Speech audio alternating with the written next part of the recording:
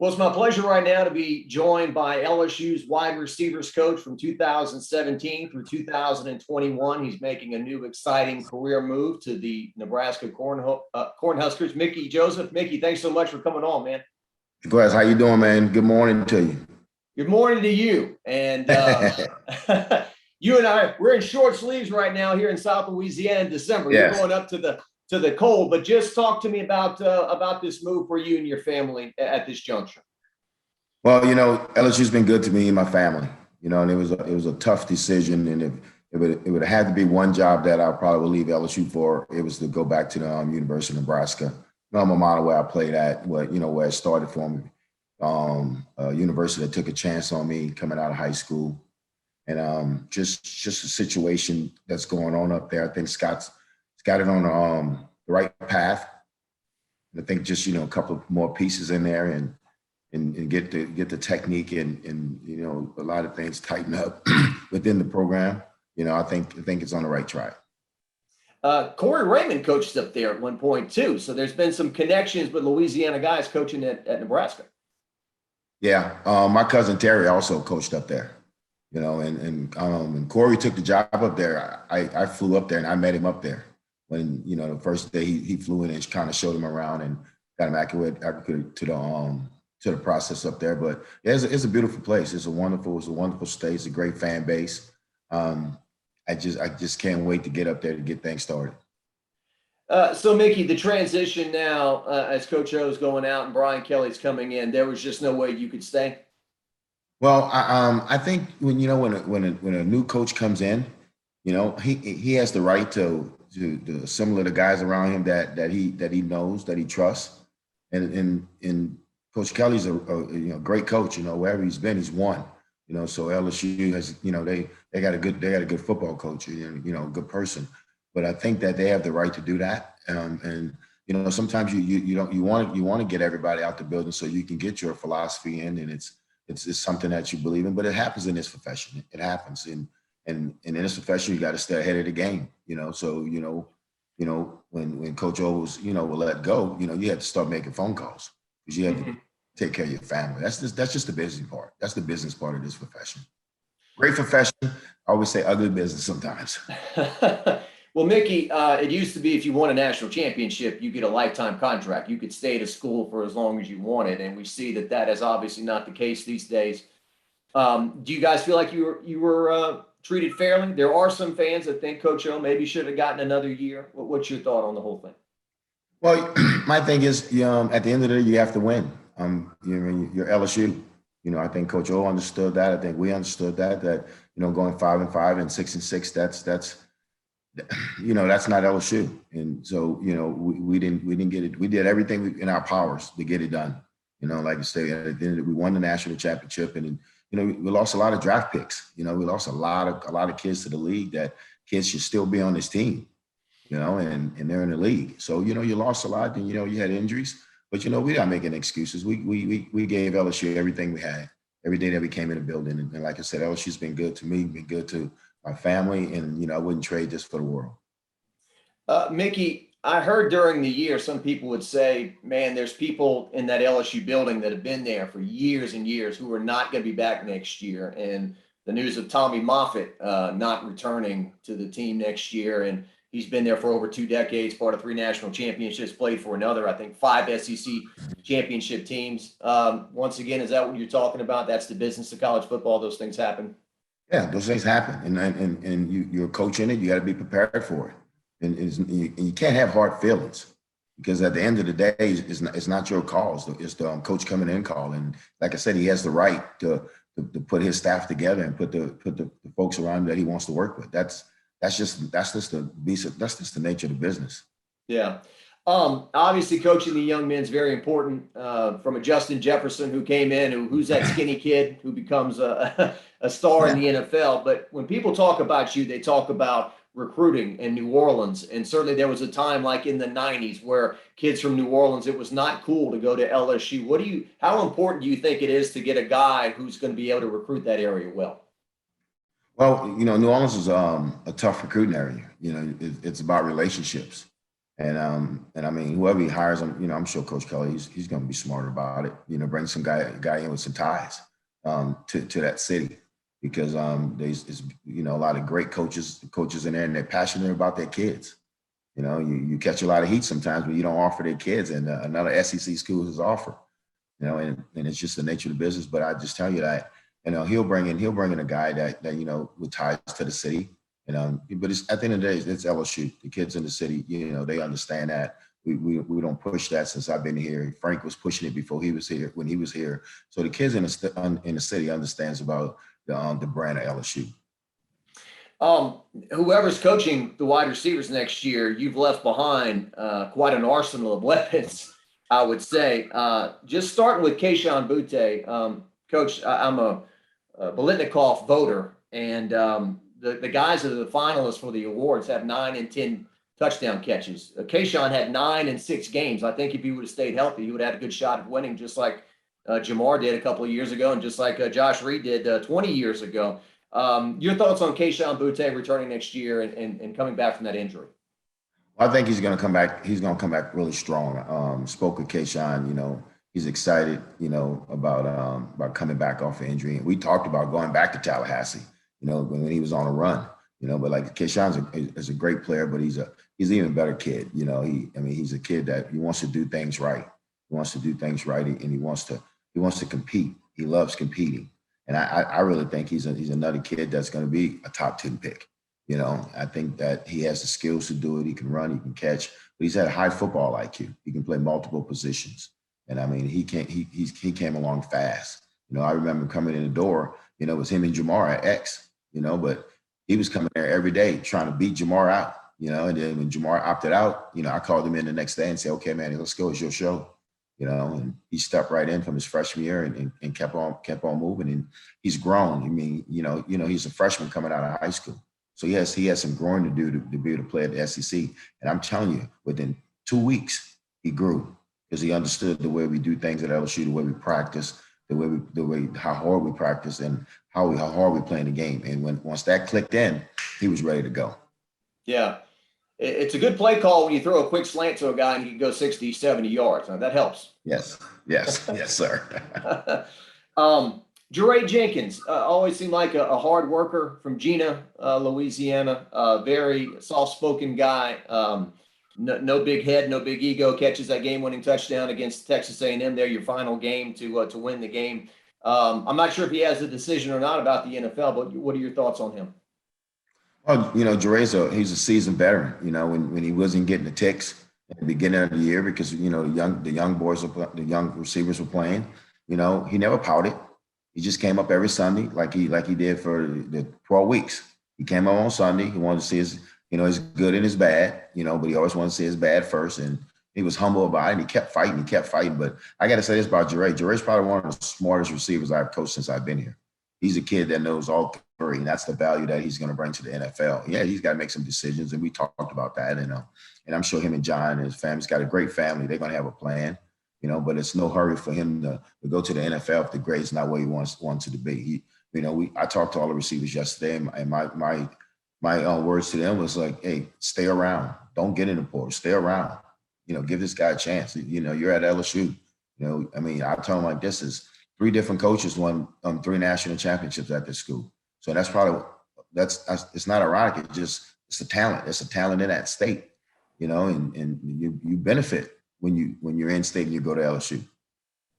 Malik Neighbors, another in-state guy, kind of hampered with injuries perhaps earlier in the year, but when he got healthy down the stretch, he really exploded, didn't he? Yes, going to be a great player.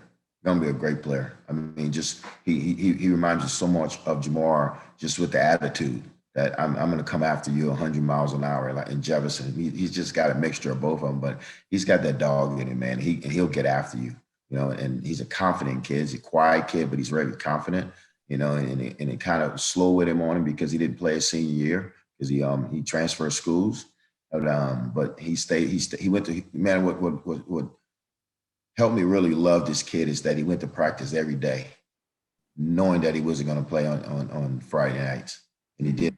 And he was scout team quarterback when he had to be, scout team linebacker when he had to be. And that showed just great character within this kid. And that was one reason I said, you know what, we got to take him. Coach O said the same. We got to take this kid. He's a great teammate, and that's what you need. Jack Besh, it seemed like every time you guys threw him the ball, good things happened. Whether it was a first down, a touchdown, he doesn't go down easy. I don't know if he's technically a tight end, wide receiver, whatever, but just what about his blue collar-ness that he brings to the team? Jack's another kid, another I call them 337 boys.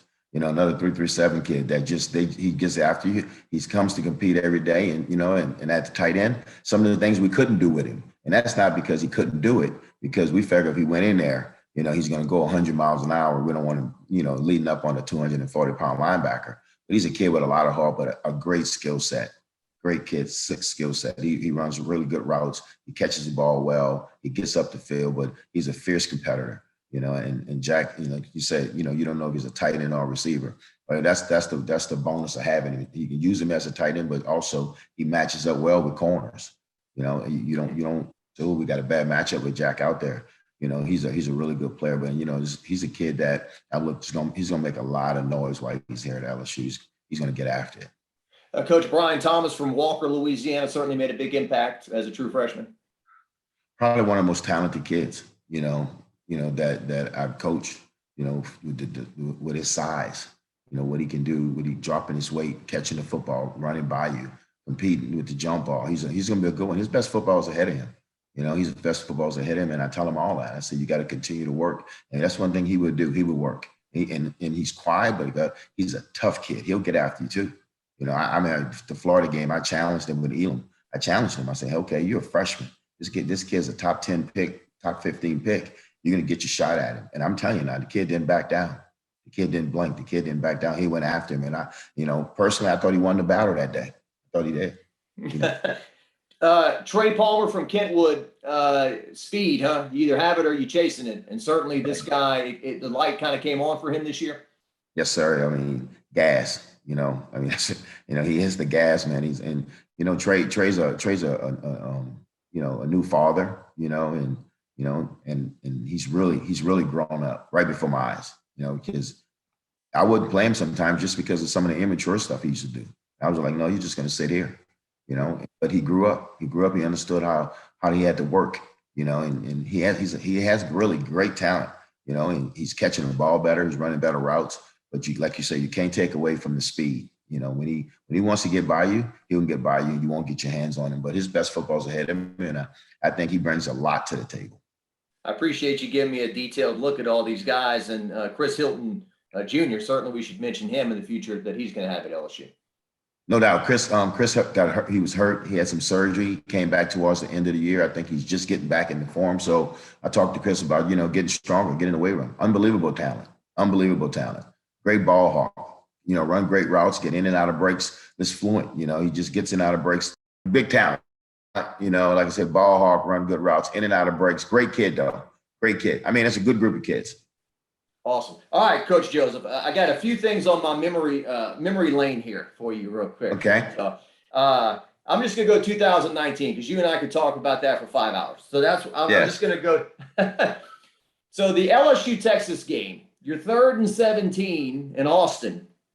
We know in the old days, hey, hand the ball off, get 5 yards, punt, play defense, hang on by our fingernails, right? Not this year. So on a 3rd and 17, Jefferson across the middle goes for the long touchdown. What were your memories of that play? When Joe called it, when he said, I think it was R triple Panther or R tongue Panther. I said, here we go. It's a new era. Because you hand it off, 18, we'd have handed off and punt it, and we throw it and Joe steps up and makes a great play to Justin. Justin breaks the tackle and runs down the sideline and puts the game away. And I think that's the day that I really knew Justin, Terrence, and Jamar that the stage was, too big for him, because you're coming with first year starters with Jamar and Terrence, and then Justin, the 2nd-year starter. And so it was really good to feel really good on the plane. Like, okay, everybody better watch out. When you said Joe called it, you mean Brady or Burrow? Joe Brady. Okay, I thought so. Just Joe, wanted to clarify. my boy Joe B. Yeah. Not that Joe Burrow couldn't have called it, but he probably would have called the same thing. Right, exactly. Yeah. Yeah, he was not calling the handoff, that's for sure, right? No. And the Florida game was the same thing. You had a touchdown lead in that game, and once again, you could have played it safe and let's play defense and punt and all that. But Jamar chased down the sideline, Burrow perfect pass, hits him in stride. Another beautiful Yeah. moment. Well, yeah, we're empty. I think, we're empty with L token. You know, Clyde was outside, and Clyde came in and did a great job with the rub route, and he rubbed it, got vertical. Jamar, stepped on ants like we asked him to, and got up the sideline. And when I seen him release, I said, okay, this is gonna be a good one. And like you said, Joe put it right on him and put him away. But that was the aggressive nature, of that team that year. Even with Steve Ensminger gonna throw deep on you on first down. He's gonna put you behind the chains. And I mean, Steve and Joe work well together. Just with the first and second down calls, and then the third down in red zone, they work good together, and they complemented each other well. And you can't trade those memories. That was a really good staff and really good football players. That was a unique and special relationship between those two guys, right? Because you can have too many cooks in the kitchen, as they say, or whatever. But Steve had so little ego; he didn't care about any kind of recognition and didn't mind the younger guy coming in and working with him to call these plays. Yes, you're right. Steve had no ego, but he just, Steve was LSU. He wanted LSU to win, so he said, okay, I'll take a step back and I'm not going to worry about it. And the same thing with me, the pass game coordinator came in my room, but that wasn't, I didn't care about people say, oh, that's a slap in the face. No, I was here to win at LSU. So if that's what Coach O thought we had to do to win, Steve did what he had to do, and I did what I had to do to make sure we won, and we won. Mickey, the Alabama game that year, it's kind of the chicken and the egg type deal. You obviously have to beat Clemson to win the national championship, but if you don't beat Alabama, do you get there, and does Alabama get in the playoff and all that kind of stuff? And so to me, that was arguably the biggest win of the year, in my opinion, just because all the talk for so many years of not being able to beat these guys. And right on your initial drive, if I remember correctly, it was chase down the sideline, Jefferson across the middle, chase down the sideline, touchdown. I mean, you guys set the tone immediately through the passing game. Yes, I mean, that's the thing about it. We came in that game to throw at them. We thought we could throw in their corners. They had really good corners, and we thought they was going to insert with the 7 defender on the run, so he was going to be able to throw some RPOs behind him. And I thought we had a great game plan going into that. And to go against Pete and Nick, they're good. They're good football coaches, and when good defensive minded guys. So you have to have some things up your sleeve. And Joe did some things. Joe Burrow did some things, during the game, him, talking to the receivers and changing some things up. But I thought overall as a team, Coach O had us prepared and ready to go as a team, as whole special teams defense. So and we knew it was going to come down to the last play that they wasn't going to quit, because they're a talented football team. But I always tell people this: it's one team in the whole United States, that's not intimidated by Alabama, and that's LSU. That's LSU. And I'll say that, I'll say that and I'll stand on it. There's one team, that's not intimidated by is LSU. Well, this year you're 28-point underdog. The talk is, well, that's not enough. They're going to lose by 50. And you go in there and you really had a chance to win the game. You had a chance. And that's what I'm saying. I'll just say that, just being a part of that game for 5 seasons, I never seen a kid with a worried look on his face like he had seen a ghost. It was like, let's buckle up. He put his stuff on like me. Let's go. At the end of the day, I tell people that, just one team that's not intimidated by it. That's awesome. The Oklahoma playoff game that year, I'm not sure if we'll ever see something like that again. In the first half, at least, 49 points, 7 touchdown passes from Burrow, Jefferson, counting the touchdowns and everything, and a Thaddeus Moss. What a weapon he was, a tight end down the seam for a long touchdown. What was it like to watch that offensive? You shattered so many records that day offensively. I just remember that morning, with Justin, we knew that they were doing some things with their coverage, some things that people took away from us early in the year, and that we weren't able to do against Oklahoma because they were allowing us to do it. So we went back to some things that we did early in the year, and a lot had to do with Jefferson. And I would just mean that morning at breakfast, I'm telling him, you know what, Oklahoma, they don't even know who you are. They don't even know. I said, you got to make them pay today. And he did.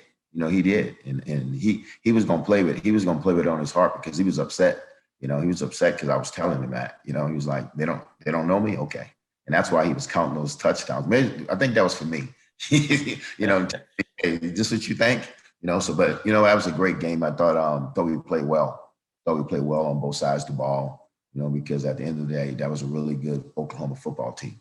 Anytime you Final Four is a good football team. I'm sorry, you did know how to hit those buttons. We're watching you right now. You got the bright smile and, great Yes. personality. But in practice, you put that hat on and it's a different guy, right? Exactly. And that's what I want my boys. That's what we instill in the culture in that room is that, we're gonna be, just nice people off the field, and we're gonna be people that, people want to hang around. But once we get on the field and cross that line, now we change it to somebody else. And that's what we ask, that once you get across this line, now we change it to somebody else. And if they don't, I usually remind them, that, hey, let's get going. But I think I've been blessed since I've been here to be with a good group, since I've been here, and I always never had to chase them to work. They always work. Sometimes I have to slow them down. Yeah. Well, it's stereotypical sometimes to say wide receivers diva and all that, but as the kids would say, those guys all have some dog in them, at least from what I observe. Well, yes, and that's part of that run. That's one thing you better have, because if you don't have the dog in you, you're going to get called out. You're not only going to get called out by the coaches, you're going to get called out by your peers in there. And if you got a play on film where you're letting somebody just get into you, or you're going to hear about it, you're going to get upset. And I never intervene. I let it's a lot of things being said in there, and I sit back because they're brothers. And that's what you should do. You should hold your brother accountable, So we allowed that, we allowed that no matter how many, we had 3 pass game coordinators come through there, and I said, but we allowed that without even the other pass game coordinators, because I was saying, no, they're going to fix this. They fix it among themselves, and that's one thing about that room. Like I say, great character kids, but they got after each other when you didn't get the job done. And that could be during a game that, there's a lot of things said, and I'm like, okay, let them roll. Yeah. Well, I think that's an important message that you're sending, Mickey, in a day of Twitter and social media where sometimes certain fans can get at people. They don't need to hear that. If they've got their brother next to them, holding them to a higher standard and the peer pressure in the room, and at the same time, somebody who loves them but is also going to call them out like a brother, I think that's where you that's where you hit that true success. Mm-hmm. Yes, and that's because I think it's in this world today, like with the Twitter, like I agree with Deion Sanders when he said, you know what, they just like stuff, and in that coach in that room with the culture, you got to love football to be able to practice, to be able to work out in the weight room, because we're checking everything, we checking academics, you just as much as you get ripped on the field, you'll get ripped off the field by me about grades. And doing things the right way, so that's the big thing, and I think that, just those kids are just tough-minded kids. And you know what? They come from great families. I have a really good relationship. And trust me now, some of my parents don't, and I don't play their kid. And, I get those text messages. I get those phone calls, and I don't dodge them. I tell them the truth. I tell them why he didn't play. And then I go back to practice and say, tell him to tell you about 7-on-7 on Tuesday. And then tell you about 7-on-7 on Wednesday, and tell me how can I play him after that? And I think that helps a kid when you can be truthful with him, but you also there's consequences without not playing well. There's consequences not working hard. But at LSU, you wasn't going to get on that field unless you deserved to get on that field. Yeah. We have casual conversations after covering games, driving back from the stadium or whatever, and we kind of talk about that when you've got 85, 100 guys on the roster who are all superstars coming up. Mm-hmm. I can't imagine, we know the coaches are paid good salaries, but sometimes we joke you guys are underpaid, because I imagine each one of those guys has family, friends, whatever, who thinks they should be starting and being a star. And so that's got to be interesting. I know. And I told him about the room. I said, when I got here, my first year, I have, Russell Gage, DJ Chalk, Justin Jefferson, freshman, in the room, all in the same room. The next year you got Jamar, you got Terrence, you got Justin, you got Racey McMath, you got Jeray, you got dudes in that room. Then the next year you got Kayshawn, you got Trey, you got Devontae Lee. You got dudes in that room. So you have to manage that room. And everybody got to know that everybody in this room will get ripped if they don't get things done the right way. And that's one thing they know about me. Nobody's excused from like, oh, I'm not gonna, because I'm gonna hurt his feelings. I'm trying to hurt your feelings.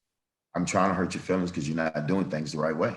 I think in that room, they know we can make tough decisions if you don't do things the way we want you to do it. And I think they appreciate that. I think they're going to go farther in life because, there's a reason guys like Racing McMath, is in the league right now. Stephon Sullivan in the league and didn't play very much here, but it's what we instilled him here at LSU, especially coming out of that room. When you talk about toughness, all my receivers are required to play special teams, until Coach Mack tell me, okay, I don't need him.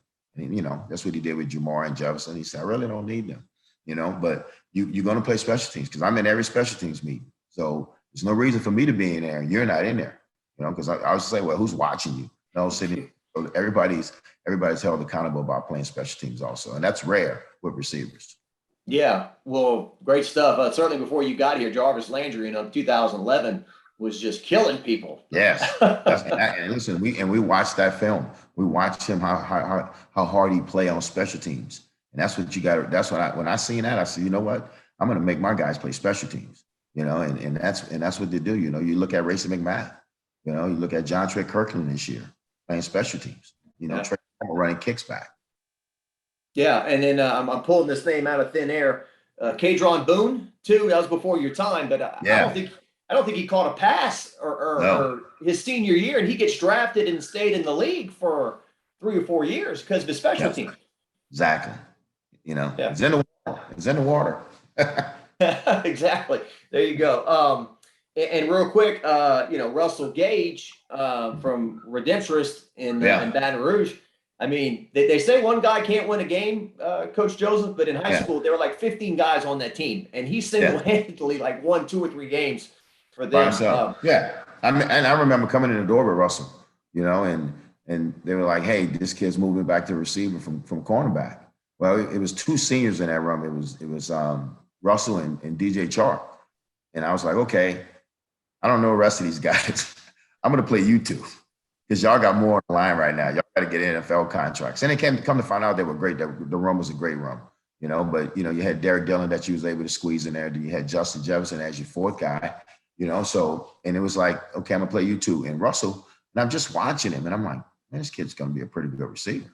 Then I watch him play special teams. Oh man, this kid's pretty good. And that's what I told him. I said, guys, you know what? It's not about your first contract, Russell. It's going to be about your second contract. You see what he's doing in the league right now. I'm proud of that kid.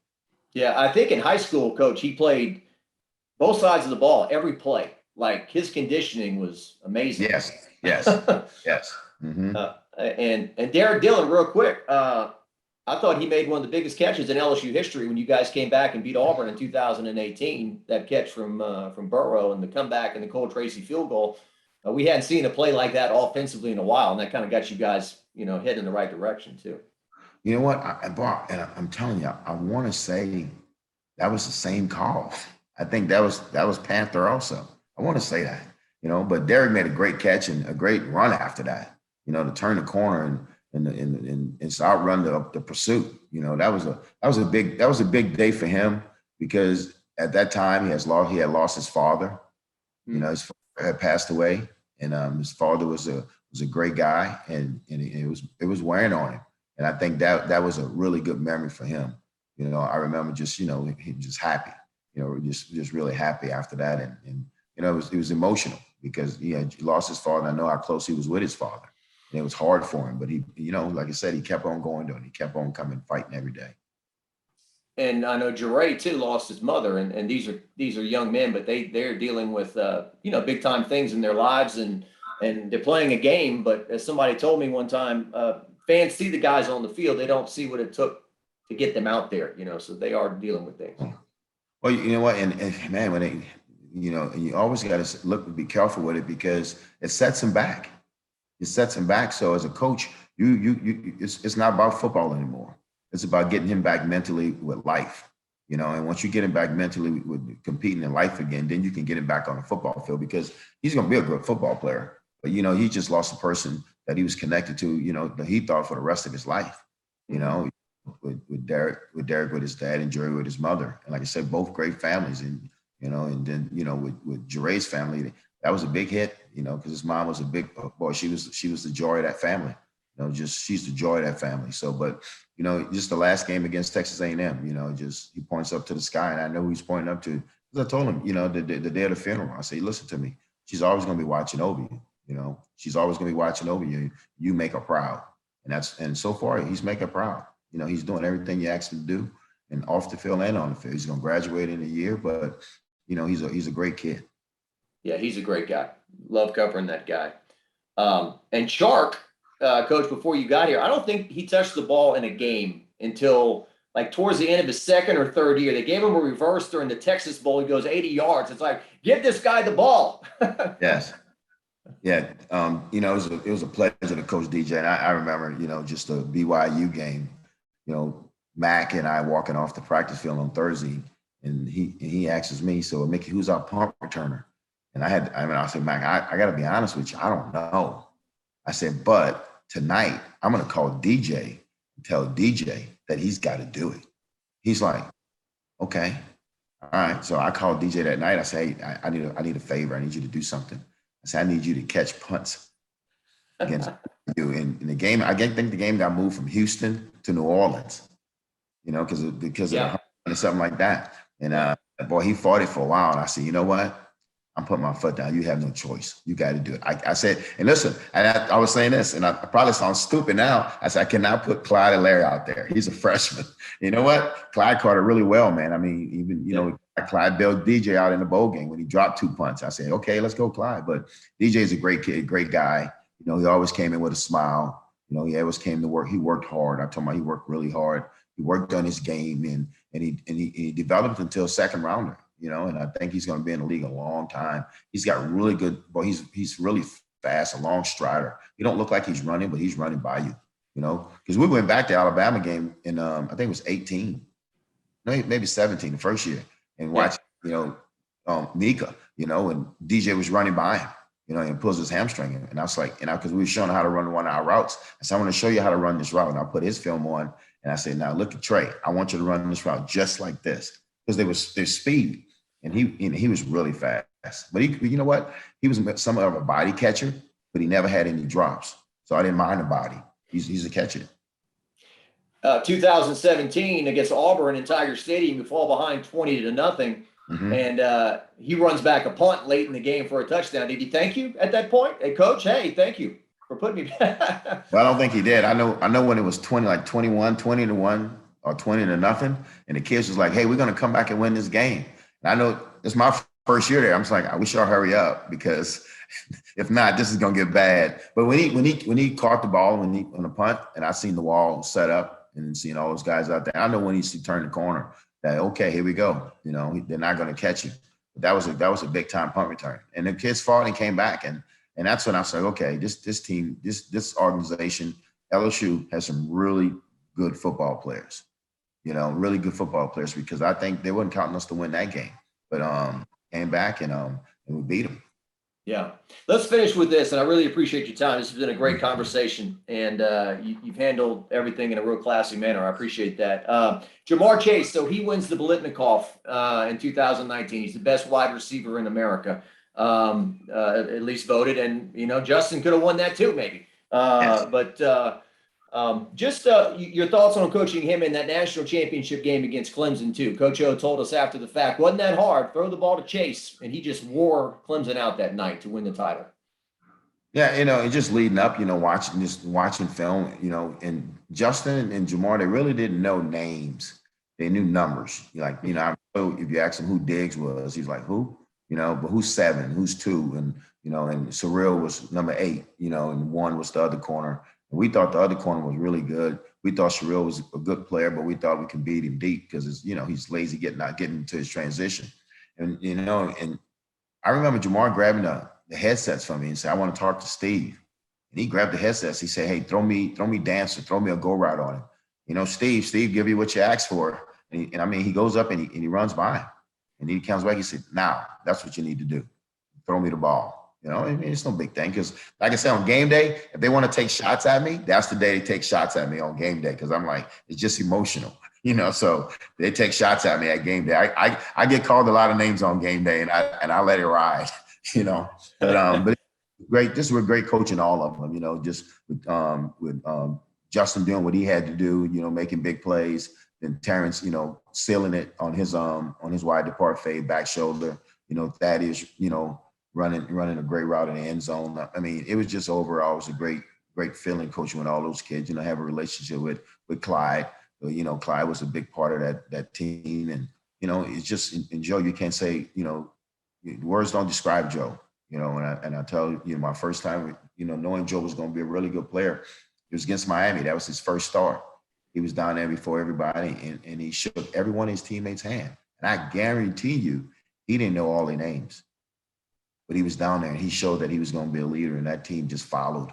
And I think they have the same thing with Max and Nussmeier. I think they had the same thing in Miles. I think those kids, you know, just looked at Joe and said, okay, this is what it's looked like to be a leader at that quarterback position. And Coach, there was a pregame scuffle against Miami in 2018, that season opener. Who was the first guy up front? It was Burrow. Yeah, and you know, he's always that though. Listen, he's a warrior now. He's always be the first one to the fight. He'd be the first one to the fight and the last one to leave. You know, so everybody respected that about him. That, you know, Joe would get after you. You know, Joe would get after you. But one thing, like I said, Joe would get after the players. Joe would get after the coaches. You know, Joe would get after you, and that was the leadership quality that he has. You know, that he held everybody accountable, but you know you was gonna get his all. You was gonna get 110% from him. Coach, I remember the first time I saw him, I think you guys had a scrimmage or something in Tiger Stadium. He walked out, he's carrying his shoulder pads and helmet or whatever, and I told him hello, and he gave me a friendly hello. But you could tell he was not out for glory. He was not out to know who the media guys are and who can I get myself in front of the camera. And I think Foster Morrow said he didn't come in here cracking a bunch of jokes.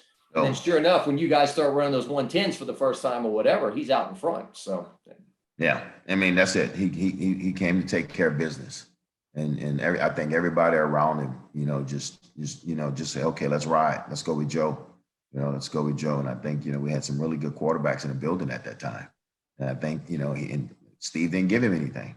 I remember when the depth chart came out, he was fourth, and I was like, Steve, the kid's gonna leave, you know. He's like, no, Mickey, I'm gonna make him work for it, and this kid didn't complain.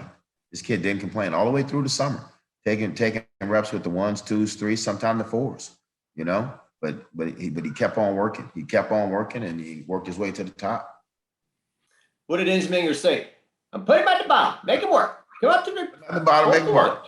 I don't care. I don't care. This is what we're gonna do. You know? Yeah, well, that's interesting you say that, because us in the media, when we heard that. Because when I think Ogeron, first day of practice, he met with the media and he said he's fourth string. And we were like, whatever. He's not fourth string. There's not even 4 strings of offense. Yeah. But, that says something.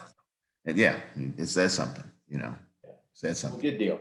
Well, look, man, really appreciate it. Anything else you want to say? I'm heading to state championship games to go cover, which I would imagine you would be at today. But yeah, I'm going to spend some family time today. But I just want to say, you know what? To the LSU Nation, you know, thank y'all, you know, for everything that y'all done for me and my family. We appreciate the memories and the kind words from the fan base, and, you know, just the support from everybody in the state. It was great being back home. You know, like, you know, we say, you know, we came home to go back home, you know, just came home to Louisiana, and I go back to Nebraska where it started for me. But, you know, we couldn't have had a better time here in Baton Rouge, you know, just to be able to experience, you know, the LSU culture. And it was great. You know, it was great, you know, not coming here out of high school, you know, you're like, wait, you missed out on this. But at least, you know, God works in mysterious ways. Get you to come back. You know, get you to come back and see it. And we've been walking with open arms, you know, and we're always going to be LSU. We're always going to be pulling for LSU. And like you say, my family's still here. So we won't be strangers to the state. You know, I think, you know, with the Nebraska deal, it was a business decision. It was something that I thought can enhance my career, you know, and it was, like I said, one school I will leave for leave LSU for to be University of Nebraska. Well, Coach, you're a class act. We really appreciate it. And who knows, we might see you in a bowl game one day. Maybe so. I'll be good. Make sure they bring me some of that good food. It's telling everybody, hey, make sure we get some of that good food. You're not going to put on weight because it's cold up there, are you? You have to fatten up for the winter. No. I'm sure the kids up there to keep me lean. You know, Good deal. keep me lean. I'm gonna eat some good steaks up there though. They are really good steak. Well, LSU baseball has gone to Omaha, as you know, many, many times, and that's the Can't wait to see y'all down there. Yeah, that'll be good. Awesome. Thanks so much, Coach. Best of luck, man. Thank you.